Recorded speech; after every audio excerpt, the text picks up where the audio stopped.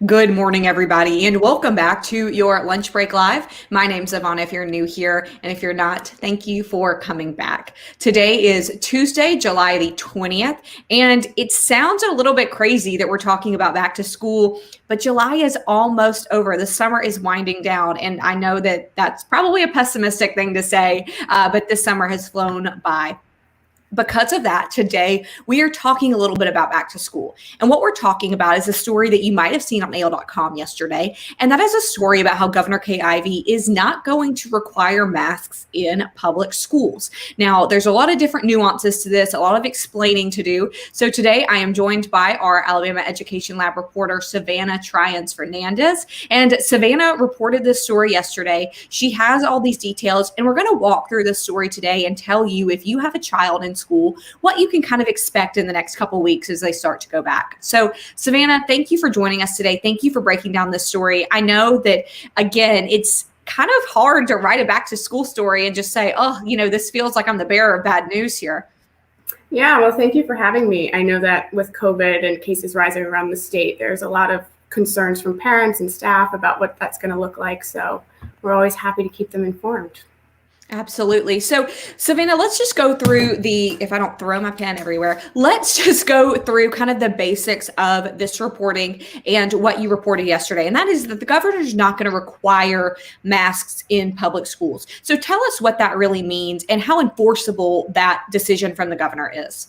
Sure. So ultimately, local school districts get to determine what their reopening plans are going to look like. So if they're going to have mask mandates or social distancing mandates in place, that's up to them. So the government's statements yesterday were just basically her beliefs, but she can't enforce those on a local district level.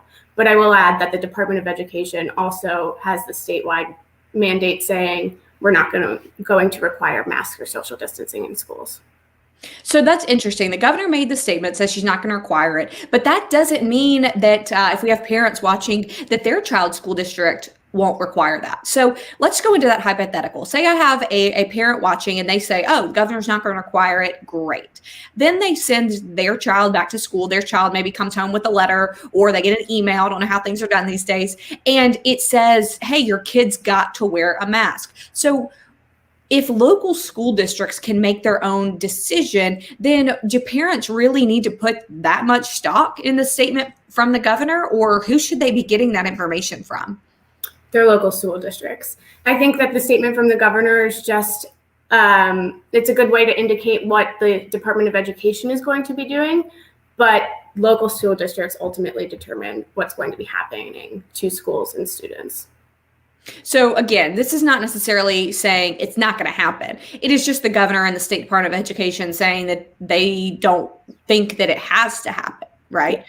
And now this comes after a pretty large group in the medical community, that's the American Academy of Pediatrics. They released some guidance this week that was pretty, I think a lot of people would say, is pretty strict regarding masks in children. Let's remember that as of right now, there is no vaccine that is authorized for children under the age of 12 against COVID. So our kids under 12 are just, we're going to say they're not vaccinated, just again, because there is not an authorized vaccine there.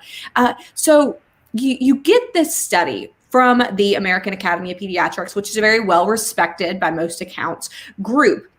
Savannah, tell me what that study actually said, and especially for our kids under the age of 12, that even if they would like a vaccine, they are not allowed to get one. Yeah, so this study is saying that everybody over the age of 2 should be wearing a mask in schools, whether you're vaccinated or not. That is including students and staff. And that recommendation takes it one step further than the CDC, who on July 9th said that only unvaccinated people don't need to wear masks.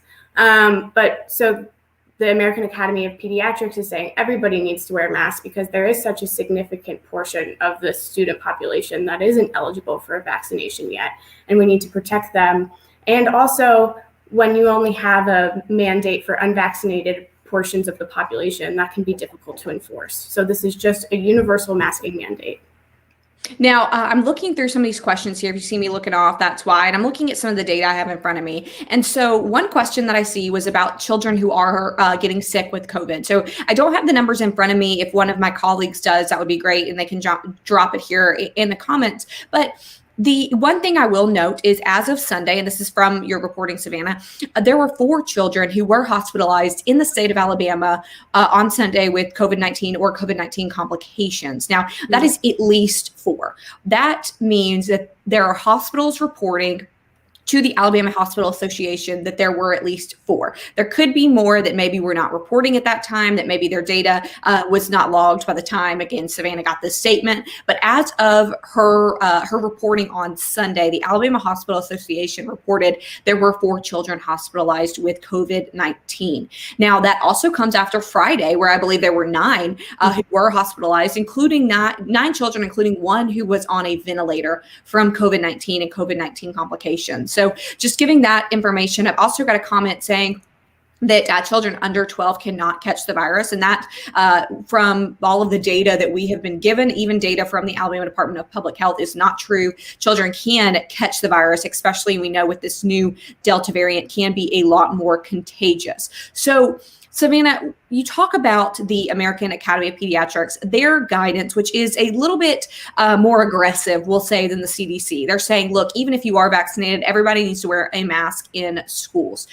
Do you have any sense from reading that statement from that group that this guidance is due to either the vaccination rates, maybe not under 12, but just of people who are 12 to 18 and who are in state public schools, or if it's due to the rise in the Delta variant and the rise recently in COVID-19 cases? Could you get either of a sense of those? Yeah, so the American Academy of Pediatrics guidance says that because of an increased concern about the level of, about the spread of these variants, that's one of the reasons that they want to have this masking mandate in place. So that's one, the increased concern about the variants. And then also because transmission in schools reflects transmission in communities. And in communities with a low vaccination rate, and Alabama ranks at the lowest in the nation currently, there's a higher concern about transmission in schools. So taking those both into account were reasons for this universal masking mandate. Looking again through some of these comments, a lot of people giving their thoughts here, which we love to hear, keep them coming. But we have some people who say, look, if my district is not requiring a mask, but I feel more comfortable if my child is wearing a mask, can they send their kid to school in a mask? And is there any reason where the district would not allow that? No, absolutely. They can send their child to school with a mask. And that's one thing that the governor's office noted. This is what we believe. We are not going to be requiring a mask mandate. We don't believe that there needs to be a mask mandate, but parents always have the option to send their kids to school with masks if they think it's necessary. And that's a good point. I want to make that clear. This is not saying that you can't send your kid to school in a mask. You absolutely can, and there should not be any issues there in the school districts. Now, Savannah, this is another interesting point that you noted in your story, and that is, again, our kids, and I'm saying kids, but our kids and our preteens under the age of 12 are not authorized to take a COVID vaccine. We know that is a fact at this point. Kids from the age, and kids and teens, I guess I should say, from the age of 12 to 18 are eligible to get their shots. And that really encompasses most of our high school population there. And I guess maybe 8th grade as well. That's kind of the older group of kids who are in these schools across the state. Mm-hmm. But according to your reporting, I'm looking at it now, the rate of fully vaccinated children under the age of 18 in the state is just 3.1%. So that's a really low number of our teenagers who are vaccinated. Now, I haven't been in high school in a long time, but I do know that teenagers, if we have this more contagious Delta variant going around, teenagers are not going to often keep to themselves. They're often not going to follow, especially rules maybe that are in place by the school. So do you know if there are social distancing guidelines that are going to be implemented maybe in some of these high schools, especially where even though students are eligible to get the vaccine, they haven't gotten it? Yeah, so that's also going to be up to the local districts. But as of now, so local districts are still submitting their reopening plans, which will have the details about which health and safety protocols are going to be put in place. And those should be submitted by the end of the month. But as of now, on a state level, the Department of Education is not mandating any social distancing protocols. So question here saying, so kids can wear one if they choose to, and if they don't choose to, they cannot. That's correct. So essentially, if the kid and the parents want their child to wear the mask, great. If they don't, that is their decision according to the governor. Now, where the kind of nuance of this is if, again, your local school district says, look, we don't agree with the governor. We don't agree with Governor Ivey, and we want to mandate masks in our schools. Savannah, do you, and I know that you, again, you're part of our Alabama Education Lab, you're reporting on education in the state. Do you think that there could be problems if a school district decides to implement a mask mandate and then parents say, well, look, the governor doesn't think we need it? I mean, it's going to be a wait and see, I think. At this point, there is a lot of emphasis on, these decisions need to be made locally. And the Department of Education is putting a lot of power into school districts to make those decisions for themselves. But you never know. Parents could follow what Ivey is saying and hold that in higher regard than what their districts are saying. Something I want to circle back to, and that's something you touched on a moment, was this school toolkit. Now, we know the Alabama Department of Public Health is slated to release this toolkit, what they're calling it, pretty soon. So tell us what exactly we can expect from this toolkit, what exactly it is, and why is this coming from the Department of Health and not from the Department of Education? Sure. So the school toolkit will be similar to the CDC and AAP recommendations, not exactly the same, but just guidelines of what health and safety protocols should look like for schools as they look to return. From what I understand, they will be closely following CDC regulations. So it will be, we recommend this amount of social distancing, or we recommend that students that are unvaccinated wear masks. It will be along those lines and very much in the realm of health and safety. So will these be guidelines, or will these be enforceable actions in schools?